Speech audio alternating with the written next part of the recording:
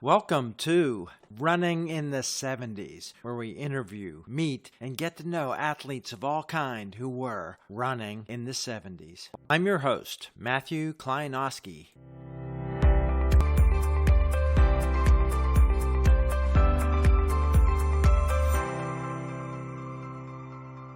Today on the podcast, we're in Santa Fe with a guy who's been to most of the corners of the planet, from the South Pacific and New Zealand, stop off in the UK, now out in the Southwest.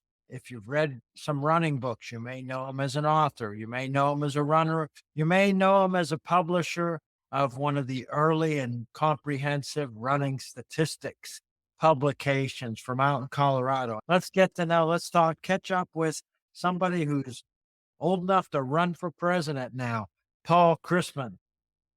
One older than Biden. Yeah. There we go.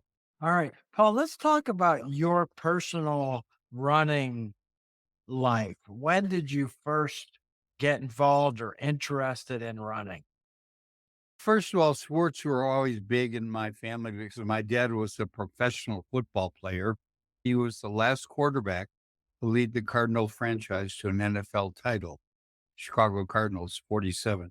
We always did a lot of sports. Then he died suddenly at age 50 of a heart attack. He was a smoker for many years, including while he played football. When he died, thereafter, I started thinking, I don't want to follow in his footsteps. So what am I going to do about it? I'd read Ken Cooper's aerobics. So I said, okay, you need to run. So I started running, and one thing led to another, and you get a little better, you get a little faster, you lose a little weight, and then eventually you do a race and yada, yada. Where did you grow up? Hey, here's the answer. I never did. I was born in Columbia, Missouri. My parents came from Kansas City and St. Louis, and so they met in the middle in college. My dad was an All-American at the University of Missouri. I was born there. Then my dad went into the war pretty much right away and was stationed in Brazil in the Navy for 2 or 3 years. And I went to live with my mother, with my grandparents in Kansas City. When he came back and played football in Chicago, we moved there to a suburb of Chicago, Park Ridge, Illinois, which I might add, Harrison Ford was in my graduating class and Hillary Clinton was 4 years behind me. Yeah. Wow. Yeah. You keep in touch with either of those two? No, I don't. In fact, I wasn't a good friend. I knew Harrison. He was Harry Ford in high school. So I knew him to say hello to, but I really wasn't a close friend of his or anything. What about running? When did you first get on a track and compete on a road and actually run a race? That's a good question. I don't remember what my first race was, but pretty quickly I ran the Mission Bay Half Marathon, and that convinced me. I was out one day walking around. I met this young woman in nylon Adidas shoes. She's a runner. And I said, how much you run? She said, oh, about 10 miles a day. And I went, 10 miles a day? Are you kidding me? Anyway, so you know how it goes. Once I ran that half marathon, I thought, well, you could train for a marathon and do it. What year was that, do you think? Let's see. I'd say roughly about 67, but I don't know for sure. Yeah. Apart from discovering that this is something you could do, were you paying attention to the sport, to the U.S. Olympic team results or anything like that? I don't think so at that time. It came slowly. As you get better, you get more interested in the sport. And you also aspire to run like other people, as you know. I worked at NBC, started as a mailman and ended up a videotape editor in LA. Lived in Westwood, ran around UCLA a lot. Then I moved to England. I went to my boss and I said, I'd like to get a leave of absence to go to Europe. And he said, your contract says you can only do it for purposes of furthering your career in videotape or film. And I said, I'm getting a general education there, and that's the idea. And he goes, nope. So I said, okay, I quit. That's it. I moved to England and started writing, reading, and running every day, and running a lot more. And then I started training for the London Marathon, the very first London Marathon. Now I'm starting to see some of the autobiographical features in the Purple Runner, videotape editing and moving to London. What year did you run that first London Marathon? I'm going to say it was 80 or 81. I can't remember. I think the first one was 81, but I'm not sure. You'd have to check that. Here it is. Okay. Purple Runner. Everybody's got to read this book if they haven't already. It's on all the lists of running novels to read. Yeah. Here's the original. That wasn't purple. Did you draw that? No, but a friend of mine did. And she also did this logo on the back, Highgate Lane Press. I wrote that in, I believe, 82 or 83. And then I think it finally came out in 85. But anyway, that's the original. Then you showed the third edition that you just held up. Let's just divert into this. The Purple Runner, if someone picks that up to read about it, they'll learn a little bit about New Zealand, quite a bit about running places and the layout of London. Had you been to New Zealand when you wrote this? Yes. I'm just trying to get the sequencing right. I went to London and finished writing a book I'd started called The 6-Year Haircut, which is about being in the Army Reserves during Vietnam. Then I moved to New Zealand. I lived there for, I believe, 6 months in Remuera, which is a suburb of Auckland. And I had a typewriter, a pot of pan, a plate, not much, and ran some races and ran the Hash House Harriers and met a lot of people, including Lorraine Muller and Ron Dawes and yada yada. Anyway, it's a very small country. So if you're a runner, you meet pretty much everybody fairly quickly. Yeah, I've interviewed Lorraine, and I'll talk to Ann Audane is out in Colorado. Rudd Dixon's down on the South Island. Did you travel much around, or did you stick around in Auckland mostly, apart from racing? No, I did travel quite a bit. I went down. In fact, one of the scenes, the beginning of the Purple Runner is about, I think I called it the Rotorua Marathon, but it's actually the Fletcher Challenge. I actually ran that marathon around the lake. So that was one trip. I went up to the north. If you keep going north, you hit Citrus Farms and Bay of Islands. And then I head south, I met Lorraine in Auckland and Ron, but actually I went as far as Christchurch to watch Lorraine in a meet. I don't remember, it was a national meet. That's how far south I got. Didn't get all the way to Dunedin, and I didn't do the famous tracks on the fjords on the West Coast. My wife and I, because we're Hash House Harriers, we go down there all the time. So we've looped and kayaked overnight in Doubtful Sound. And yeah, the country's a playground. Running in Rotorua smells a little different than a lot of other places. Yeah, a lot of people don't know that much about New Zealand. It has more coastline than the continental U.S. You could, at that time, go out in the surf and just run your hand through the sand and pick up a bucket of razor clams, which you can't do in the U.S. because it's clammed out, but there you could. And no point is farther than 75 miles from the sea. So everyone has marine air, which is good for running, great for racehorse development. Pine trees grow in 10 years instead of 20 years in Oregon. There's a lot of unique things about New Zealand. You have the Maoris and the Islanders, or the Fiji Islanders, and quite a diverse place. No, at that time, the men still wore the national costume a lot. Not all the men, but the, say, green Bermudas with the matching green Loden shirt, short sleeve, and or navy blues, same thing. And it was like, wait a minute, this is like 19th century stuff. This is early 80s, and they were still wearing it, We'll talk about running in a second, but what was this sense of adventure in you that's taking you? It wasn't something people did on their own to pick up and move to these different continents. Well, I moved for the running. I thought the two most famous places to me at that time were England, or Britain probably, and New Zealand, because I had read Arthur Lydiard. And Arthur Lydiard's the most famous coast. He's dead now. I actually went for a run with him through One Tree Hill Park, Maungakiki as it is in Maori. Met him. He was quite the character, spindly-legged, short, but angry that he was no longer the man he had been when he was the famous coach. But he's still coaching.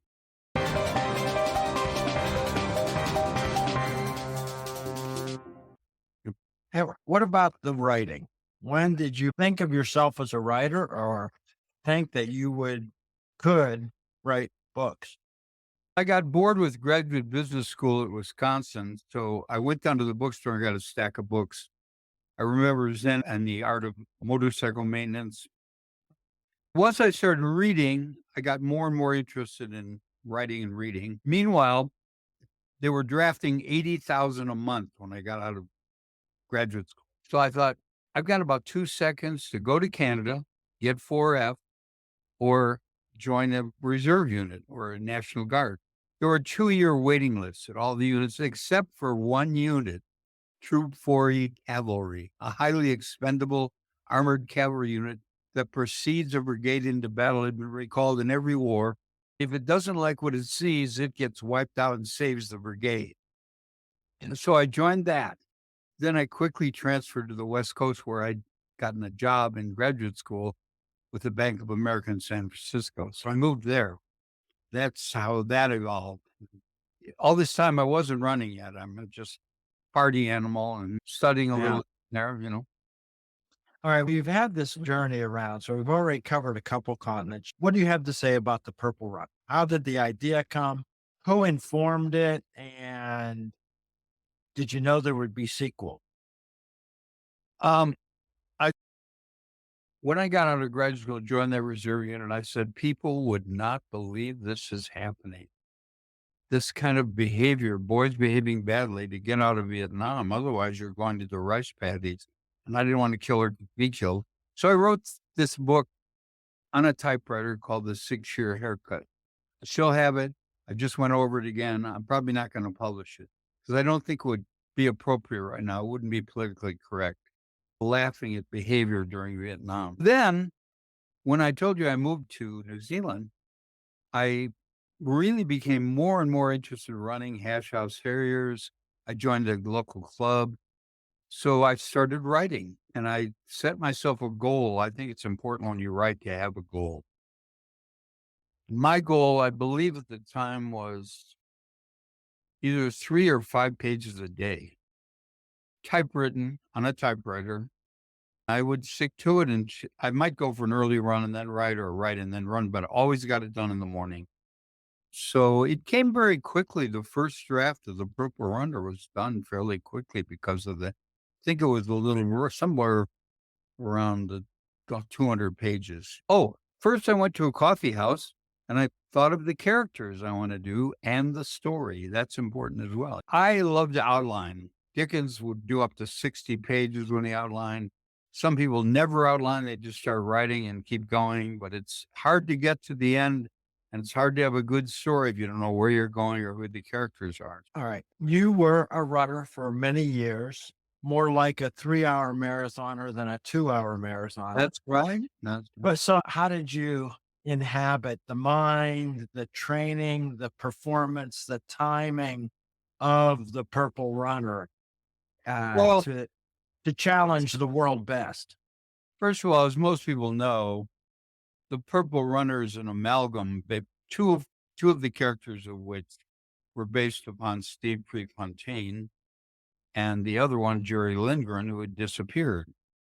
Meanwhile, I read every running book I could find, so I knew a lot about training and my own level of performance, and I knew what it took to get to certain levels. So I just did some math. What would it take to run under 2 hours? And if you do the math, I think I at one point had one session where he's doing us like 6 by a mile in 408 or 410, because you're going to have, as from that guy, Kenyon, that ran it, even with pacers, you still have to run like, what, 435 a mile or something? Yeah, the whole way. Yeah. So anyway, I really got hammered on badly. Everybody said, it's impossible. Nobody will ever do it. And I said, wait a minute. They told Roger Bannister the same thing about the mile, the sub 4-minute mile. No one thought it could be done. Now look at they're running at 3:43.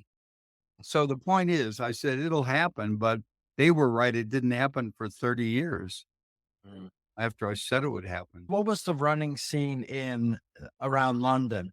suburban London when you were there, letting yourself? I joined the Highgate Harriers at the bottom of Hampstead Heath, and they were a fun group. I got to know a bunch of guys. We go out and drink beer, and they'd have regular track meets at a track. And cross country was unbelievable there because of the Hampstead Heath. Fabulous cross country courses, hills and grass and mud. It's very traditional there, so that was a lot of fun too.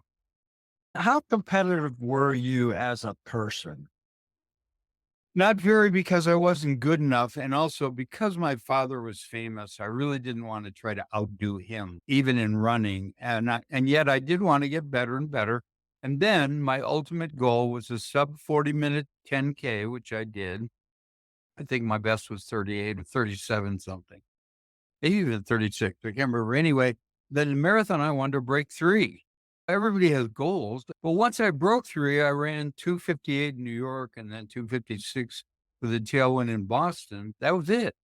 What am I going to do now? I was already training pretty hard for my own ability. And I was a big guy. My dad's a football player. So I was always, even at my fittest, I was probably between 178 and 184.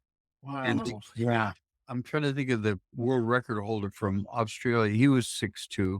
I asked him how much he weighed, and I think he weighed about 160. I tell people, when you're racing Kenyans and you're an American, if you outweigh them by 20 pounds, it's like you're racing them with holding 2 grocery bags. Yes, it's a win.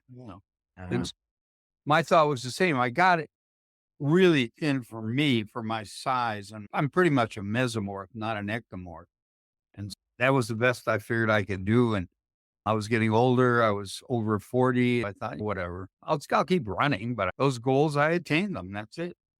That's something we haven't talked a lot about with the other people here is the parting side. Certainly the elite athletes aren't drinking so much, but it's a culture of the Hash House Harriers. It's a culture of the British runners to have a beer. Lorraine Moeller talks about as soon as she was old enough to drink, or before she was old enough to drink, she'd be told to go have a Guinness and stuff after the runs. It was a culture that was very common then, right?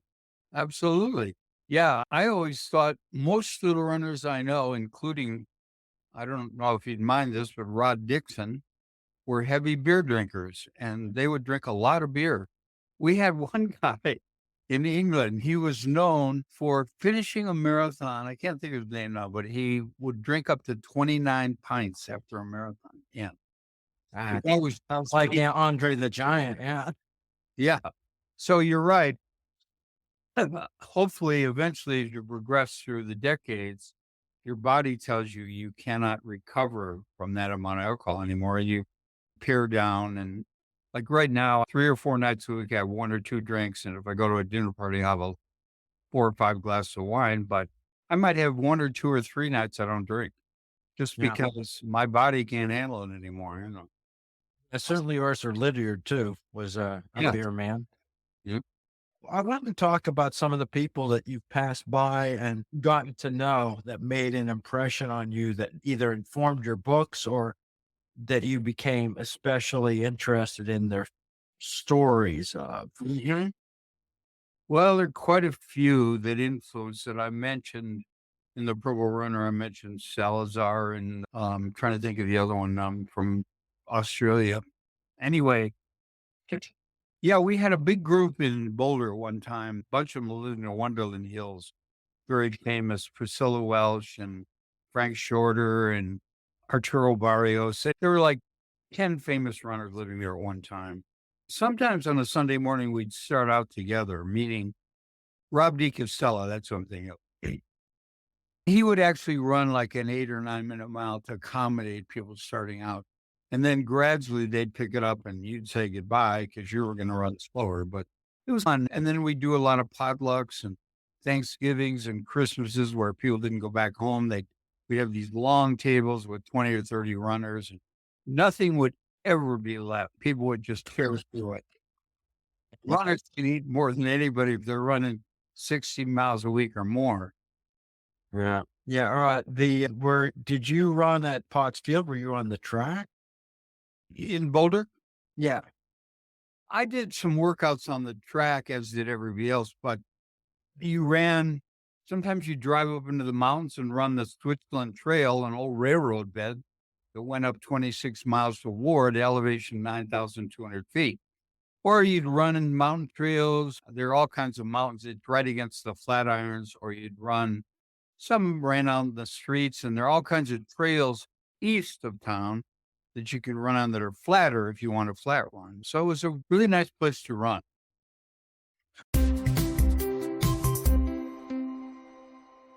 Let's talk about steps running publication and how that came. What was the world of publication of statistics of Well, running when you started? I was just reading about Susan Henderson running the women's marathon in LA, and her husband, Matt, and I were sitting around one day. He's a pretty good runner, somewhere around 30 minutes for 10K. We're talking about there's nothing in the newspapers. We get no results. Let's start a publication. So he and I started one, and I got a Xerox memory writer with the bouncing ball. We started out, but then he and his wife wanted to move to Oregon, so we split apart, and I just took over. I ran into Keith Peters of Nike. He was in Boulder for maybe the Boulder. And I said, I really could use some sponsorship money. So he said, how much you need? He said, we'll sponsor you. So that was my first sponsor with Nike. And then I usually built it up to 3 or 4 sponsors until near the end, it was tapering off. I was down to the Atlanta Track Club, was my most loyal sponsor. I survived on sponsorships, small but important subscription list of people in the industry, agents, race directors, elite athletes, yada, yada. I never had huge circulation, but I had some important readers. What was the span of years that ran? Okay, it's 23 years. So I started roughly 85 and went through 2007, I believe. Yeah. And who was in charge of the Atlanta Track Club that gave you that sponsorship? That was Julie Emmons. She was very helpful. Then Benji Durden and his wife Amy really helped me for years. If it wasn't for them, I never would have. He's a computer genius, so he helped me a lot. I had correspondents that did it for basically free. I'd send them a nominal fee a year, and then I had always a couple copy editors, ladies, runners, good runners that would help out once a week, just look at it for an hour. How much time did you have to put in? Yeah, I think I put in about 20 hours a week on it. At the end, I was painting houses full time to make ends meet because my revenues were never big. I think the biggest year I ever had was maybe 25,000, and a lot of years under 20. So I had to supplement with, I'd be doing a lot of stuff. Did making that lead to any adventures or interactions that wouldn't have happened otherwise? Tons. I always tell the great story. I called it the 9-hour lunch. I got a lot of free partial trips, either airfares or hotels or both. Because I said, I'm not a journalist, I'm a diarist. I only attend races that I think deserve the attention of having a good elite runner field to write about. So I'd go to London quite a bit. I got to know Dave Bedford and a few others. One day I'm there, and we started at about 10 or 11 in the morning, and we're playing liar's poker with bills. I don't know if you ever played that. Yeah. We go to a pub, we start drinking, and we drink for a few hours, have lunch, more drinking, wine. Then we come back, pick up somebody's girlfriend, and we go to dinner. Anyway, by the time we got home on the train, way out in West London someplace, we were completely blitzed. It was 9 hours of drinking, and these guys Right. in marathon. We had a great time. It was really fun. Okay, where on the scale through these decades from your start in the 60s and doing a half marathon, where do you rank them, or what's changed for the better, for the worse, stayed the same among the great marathons of the world that you covered? What's been their run? The question is, and when you're a journalist, you hear a lot of stuff about drugs. And there's no question at the top, there's a level of drugs. Not everyone, but there are some that argue you can't be at the top without drugs in many sports. Blood doping among them. And so I'd have people tell me stories, but I would say to people, look, You have your attorney put it in writing, I'll publish it. But don't tell me something on the telephone, which then later you'll say, I never told you that when I get burned for it. In other words, you're accusing somebody of something. So if you're willing to accuse them, go on paper or have your attorney go on paper, and then I'll publish it. And I think a lot of journalists feel that way because you hear all kinds of stuff.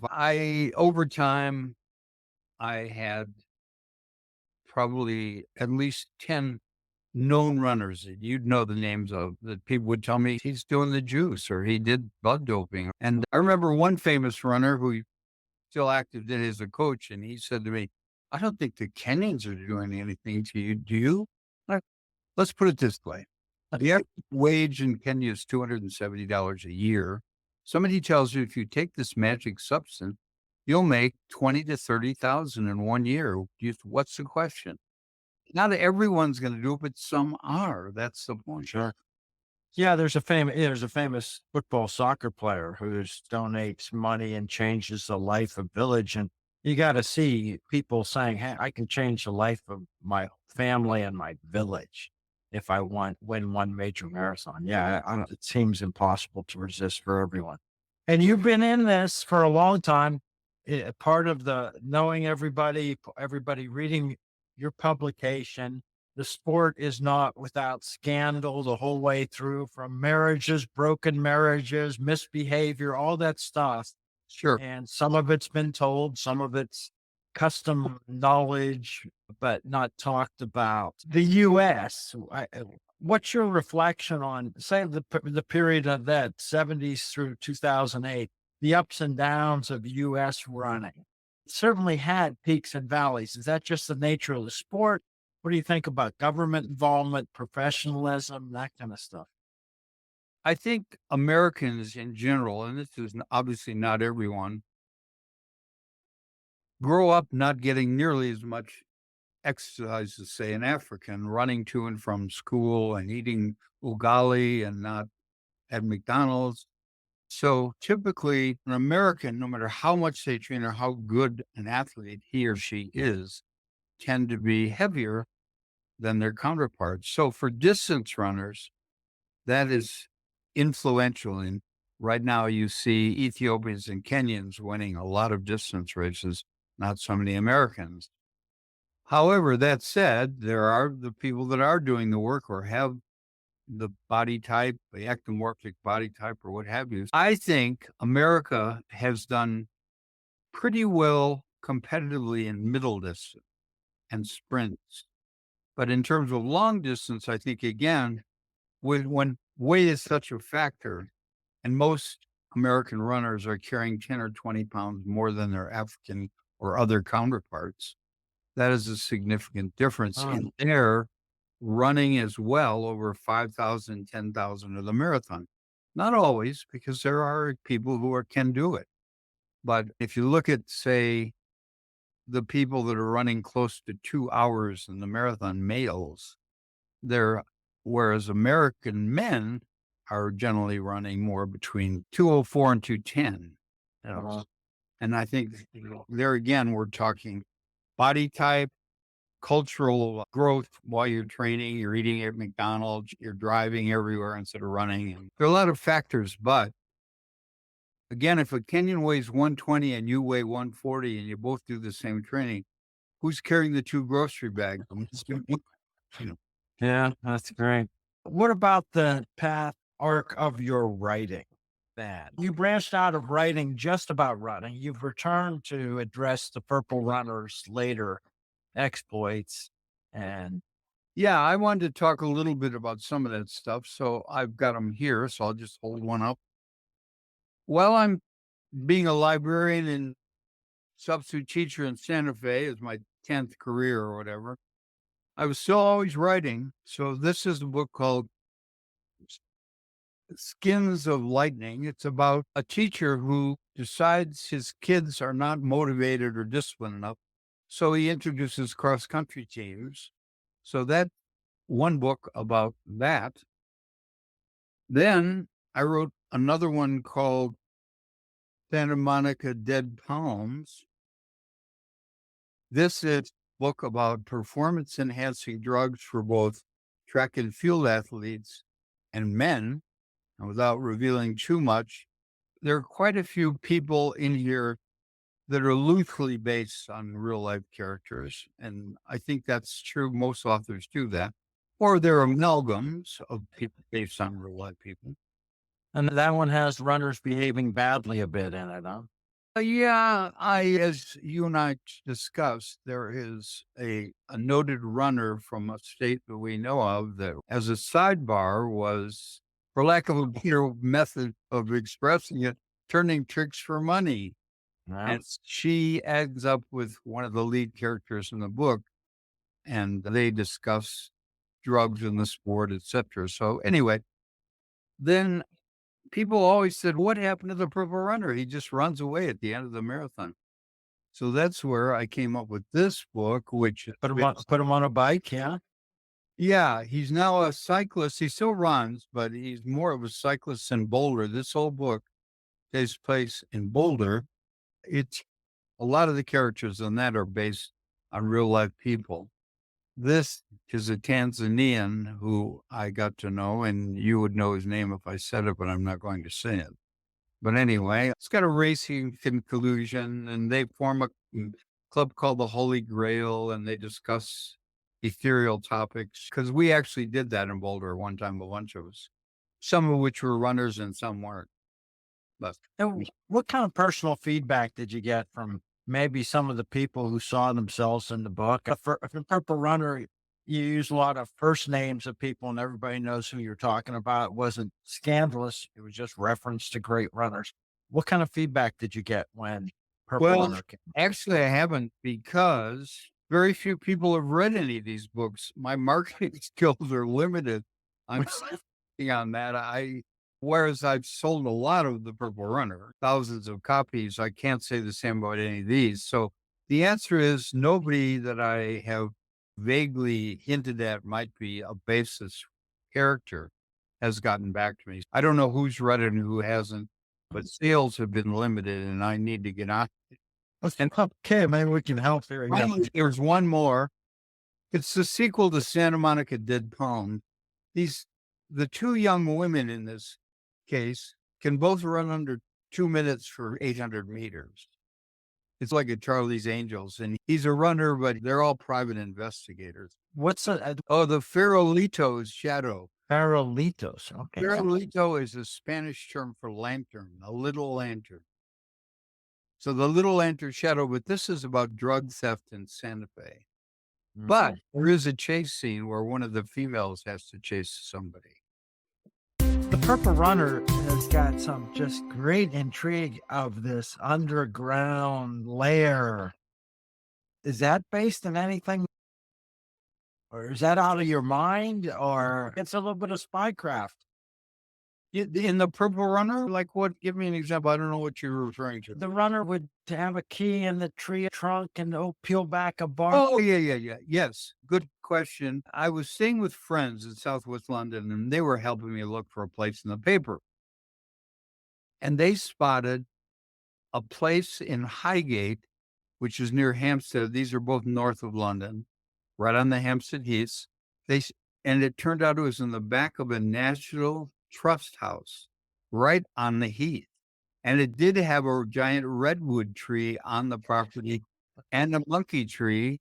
So I fictionalized, yes, that the rest, the underground. But after I fictionalized that underground cave he lived in, which could access both through the allotment gardens or through a tree, it turns out that Winston Churchill had an underground station built way under the Heath, so it was never used as an escape point for government officials. So it turned out that even though this was a fictional tube station down there, there actually was one, not right there, but close by, not too far, maybe within a mile. How much of a chameleon type person are you living in Great Britain, even though they're English speaking, the cultures are distinct? Did that change you permanently, temporarily? But I'm a big New Zealand fan. No, a lot of things affected me. The British sense of humor. Like, for instance, I go take Eurostar to Paris. I come back, I get off in the station, I'm walking down a ramp and a guy's in front of me. He doesn't know who's behind him. He pulls on the doors to open the doors. They won't open. Without missing a beat, he turns over his shoulder and says, "Oh, obviously made by the French." That's the kind of humor we don't have in the US very often. Every guy is a humorist or woman in Britain, and I love that. I love the spontaneous humor. Sense of humor, be trying to work on your wit, working on your writing and reading to improve your vocabulary ability to express yourself. To me, Europeans and New Zealanders have a better grasp of the essence of life, which is meals and or drinks with friends and travel, not making a ton of money and acquiring possessions. I'm not saying that's wrong. It's just not our focus and not my focus. Never has been. Those are the probably if I'm going to do takeaways from those two countries. Both parties in New Zealand, again, I think the emphasis is on your leisure time being as valuable as your work time in both countries, as opposed to a lot of Americans are workaholics. They can't relax. And so I can. I'm good at relaxing. But I can also get a lot done and witness these books. Yeah. When is the most recent published date? When did something just wrap Okay, up? this one I'm having a launch party in about a week. And this one, official release date is May 1st. So that's pretty Cool. recent. And this is within the last year as well. The sequel to Uh-huh. Warner. Yeah. Yeah. And what's expedited all this is I retired. I was a librarian in an elementary school on the south side of Santa Fe for 10 years. And I retired, and that's enabled me to have the time to go through all these. I'd already written them years ago, to go through them again, refine them, edit them, and get them ready for publication. Only retirement has enabled me to do that. When you left Colorado, did you go straight there? Where did you go at the end? At the end Well, of wrapping up the Well, stack? several friends used to come down to ride bikes and hang out at a place called the Pink Adobe here, the Dragon Room, drink margaritas, ride bikes and drink margaritas. But anyway, I decided I'd leave Boulder because it's a college town. And the older you get, the more you feel your age. You are a year older, they're the same age. So by the time you're 65, the invitations start drying up. Like you have friends your own age, but I'm talking about people in the business are in their 20s, 30s, 40s, 50s. So I'd come down here many times and I said, "Why are you moving to Santa Fe?" "Well, it's okay to be old in Santa Fe. It's a real retirement place. B, I like Southwestern cuisine, architecture, and furniture. All. So it's a very unique town. It's an Adobe themed town. We don't have any skyscrapers. We have one hotel that's probably 6 stories, but that's very few buildings like that. So that's a plus for me. When did your running time come to an end? I know you're not running anymore. Age 65. Mhm. I was out, my leg started really hurting, and it turned out I needed a hip replacement. But also my time, I ran some after that. But anyway, my times were getting slower and slower to 13 minutes a mile. I said, "Forget it. I'm walking. I'm not, this isn't a run anyway."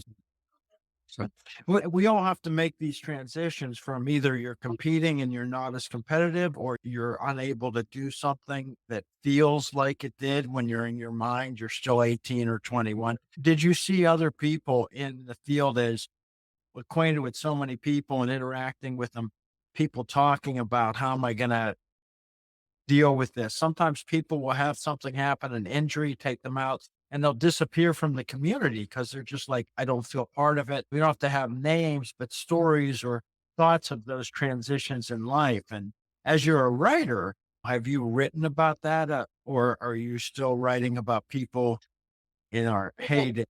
I prefer to write with people that are active and able to put in the miles. But that's an interesting question because I'm sure I know people, but by and large, I think people try to hang on as long as they can and be competitive. I know a lot of people still running, but also thinking themselves as competitive in their age groups, certainly into their 50s, but some into their 60s.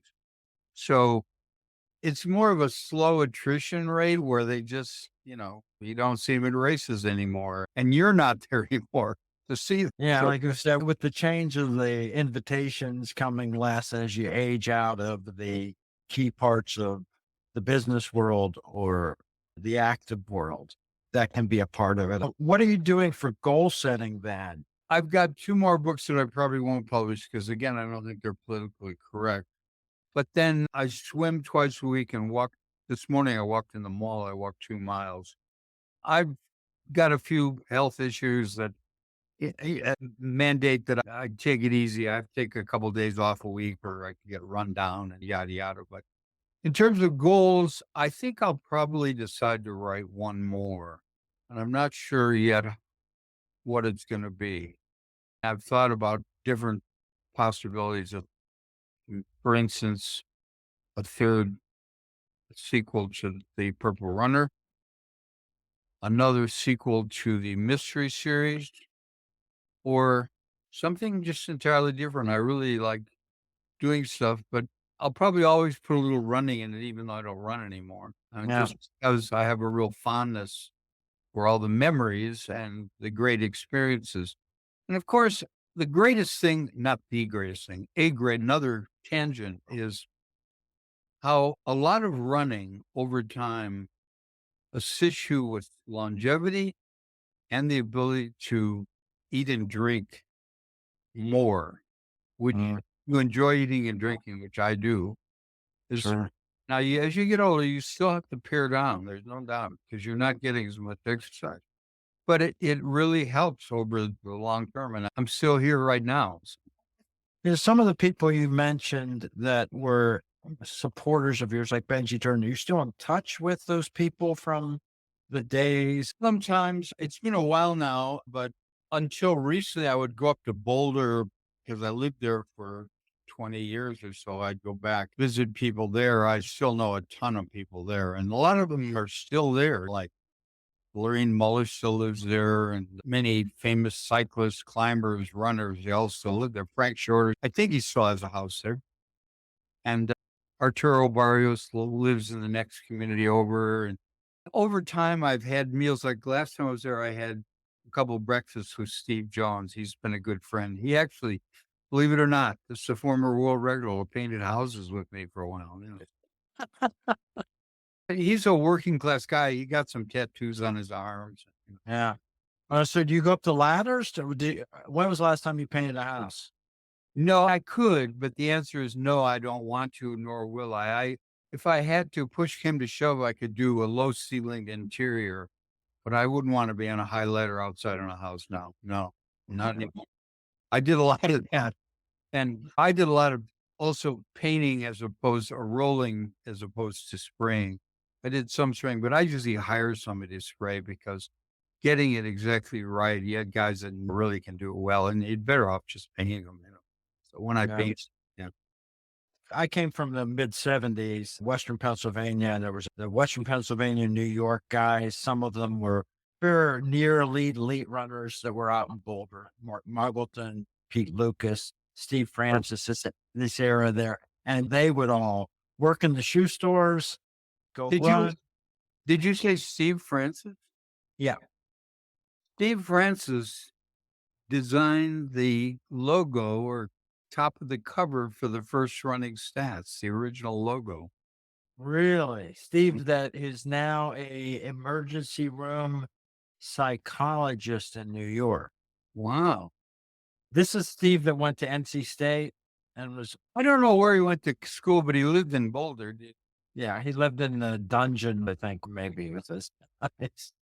But What- yeah, he's quite an interesting guy. Yeah, I didn't know he had these design skills either, or was that just a passion? Well, wait, you asked me this question about the demise of runners or disappearance. Do you find that the people you ran with competitive at your level, you have a lot of stories regarding them telling you I'm leaving because and I didn't have many people tell me that. I don't want to mention names and Yeah. just talk to somebody who we had to go off the record to talk about, but there are people who just because of the times, we're sure there are people that deal with their challenges of life, or perhaps it is the change in your performance and expectations. There's drug and alcohol that has taken a toll on some of the people through these last 50 years. People that were competing in the 60s and 70s. So that's where I was thinking of. There's some people didn't make it out at all that really took a lethal toll on them. It's a personality of runners is the community is so powerful. The common thing that I found talking to everybody else that I was hoping to say, is it the same as it is for you as it is for me? Because I got out of the running community fairly young with injuries, but it's the community part that is common and sustaining. And the loss of that community, if something happens, is perhaps the bigger risk to people's well being. I've been good at moving and making new friends and acquaintances my whole life, and I enjoy it. I find it invigorating. But that said, for many years, I've lived here now since '07, so that's 17 years. I went back to Boulder many times and still do occasionally now and see those people, and I value them as friends. I hope they value me. But I've been okay with leaving people behind and then starting anew, because as a writer, you need new material, you need new experiences. So both work for me. And I don't end everything just because I've left. I still maintain contact with some people in Boulder, although it's been a while now. But in other places in LA, I talk to people out there. San Francisco, I still have friends there. People I talk to fairly regularly. So How much of a fan are you now of what's going on racing and the running? I just watched in the Bahamas the relays, which I Yeah. loved. I thought it was fabulous. But my absolute favorite is World Cross Country, although this year wasn't as exciting because it was a flat course. I love watching cross country. I watch all the big meets in Europe. When I watch Prefontaine, I watch. So the answer is yeah, and I catch up on what I can on letsrun.com, blah, blah, blah. Although I don't Yeah. subscribe to all the magazines anymore. Yeah. Are you still following it? Yeah. I do a podcast about the Hash House Harriers history, but especially since I've done this and I'm focusing on people who passed through the decade of the 70s, but my reconnecting with a lot of friends from Pennsylvania era. And Pennsylvania had a 4-minute high school miler in the same year that these guys from California, who are now running in Northern Arizona, the Young Brothers and the Sullivans. So there was this giant group of 4-minute milers from high school. And this year, there's 40 kids running faster than Yeah. Lindgren's 2-mile record. Now, Yeah. do you attribute much of that to the new shoes or not? Oh, I think like everybody else, I got to buy into the 2 to 5% improvement, but I think it's specialization in sports. And if you are elite class, we're getting the elite class runners who maybe would have played football, basketball. Kids tend to be more one sport now. So we're getting this elite performance level in a lot of sports. We're also getting 12-year-olds who are running 16 minutes and 5K. There's a lot of weird stuff going on that the world's changing in many ways. I wonder what your perspective is. I'm always thinking 200 years from now, what are they going to think of us? They're going to say, oh my God, these guys put garbage cans in front of their house and they did this and the strange things that we did. And how will that appear as what we let the kids do? Because you interacted with kids all the time over the last decades. Right. I mean, you're looking really good for your age. You've led a kind of a balanced lifestyle. You enjoy food and drink, and it's wearing well on you. And you've had this daily contact with youth. Yeah, I've been lucky or fortunate because I think if you do stay active for most of your life, as long as you can, again, longevity is a part of that equation. But that's just my belief. People would argue what we do have some data, but then again, we can't really prove directly. There are a lot of factors, yada, yada, genetics. But by the way, I always argued that Genetic predisposition is often nothing more than inherited bad habits. His dad died of a heart attack and then he died of a heart attack. Why did that happen? Because they both had high fat diets and didn't exercise. So, in other words, genetic predisposition is often inherited bad habits. Like my dad died at 50. I'm still alive at 81. Why is that? Because I Yeah. chose a different path. I smoked for 4 years, but I got rid of it. And personally, it's good news for me because my dad, same thing, 20 camels a day. And he died, 10, 12 years younger than I am now. Yeah, there's hope. All right. uh, but I just really, I keep bringing it up, but I just want to fanboy. I love the Purple Runner. I love that not just for the running, but it has details of workouts and times. And yeah, the guy throwing in a 4:10 mile when he wants to get rid of people in a workout's a little insanity. That doesn't sound so different from the way Jerry would run. I really enjoyed the scenarios, the places that you described and all that too. Yeah, like the 72 5,000 with Pre, where he takes off with a mile to go, foolishly pulling people behind him in an 8% draft. That was a major tactical blunder. Yeah. I just published an interview with Jerry.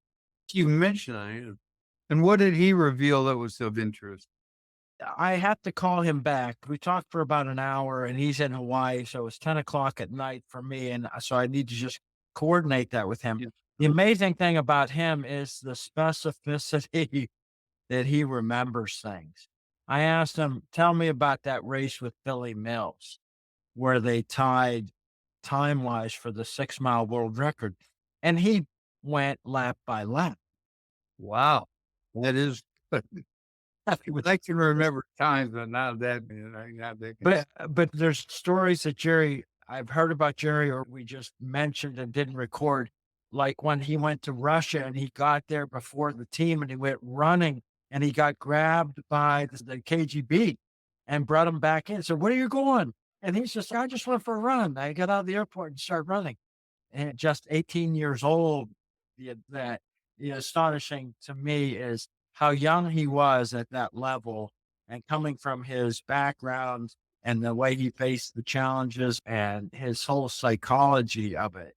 It's great to talk to you. Any other stories that you think? I'm thinking without revealing names, and if you could reveal the names and say the stories, it would make it more impactful, but can't do it. Though, particularly if I were to roll off, people have told me who's on drugs, you go, what? You can't do that because there's no proof. And also there is some backbiting where somebody doesn't like somebody, they'll just bend it a bit. So you never know. But anyway, lots of stories, some good, some bad, but a lot of fun ones over the years. And of course, everybody's got their own race and post-race experiences that are really fun. There are people who have that one book in them, their autobiography, that are hesitating. That's like my story from NBC. I worked at NBC News in Burbank for many years. I was a videotape editor at the end, and I was asked if I wanted to go to Jonestown. Really? Yeah, and the people that went, the editor was shot in the arm and escaped to tell about it. The correspondent was shot to death. The cameraman shot to death. The field producer, like 3 of them were killed. And the guy who went in I was asked, and I said, no, it's dangerous. It said, he got shot in the arm and put his hand up like this, and he was lying under the plane, the blood running down his face. They came around and shot people at point blank to make sure they're dead, but they saw the blood in his face and said, he's dead. So he ran into the bushes and was rescued the next day. I've read that story. I met a lot of people that I've listened and read about Jonestown a lot. I remember his story of the not getting shot because they thought he was dead. And, Yeah. wow. Yeah, that's a good point in time. I'll put that in this podcast. What kind of other historic things did you get into? Any other big stories? What do you think back on your career? Well, it's many a moon up in San Francisco during the Patty Hearst trial. And story, and among other things. And I also was in Honolulu when one of our correspondents got an exclusive interview with the whatever he was, premier of South Korea or whatever at the time. And so we had to feed that into New York, and it was a real coup at the time because nobody else had it. Over time, while traveling and doing stories, lots of stuff. I did mainly features for the Today Show. I did one on Rod Stewart. I had a lot of Feeling Fine by Dr. Art Uleen. That was a big one. There's some hashers retired into the villages in Florida, that retirement city. I went down and visited them, and there was a cameraman from the Heidi Gang.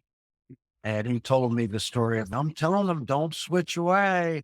And he was, There, whatever. At our age, there's plenty of stories. yeah, crazy. Anybody who's listening to this who is going to be sitting somewhere and want to read another good book, I highly recommend The Purple Rudder. It's fun. It's a great book. It's the 2-hour marathon on a real course is coming, and you can read about one guy's adventure that started 4 decades ago thinking he could do it.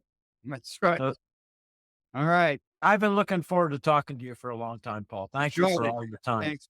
I'm glad. Thanks for giving me a call, and hopefully I'll catch some of your shows. Okay. Thanks, Paul. Okay.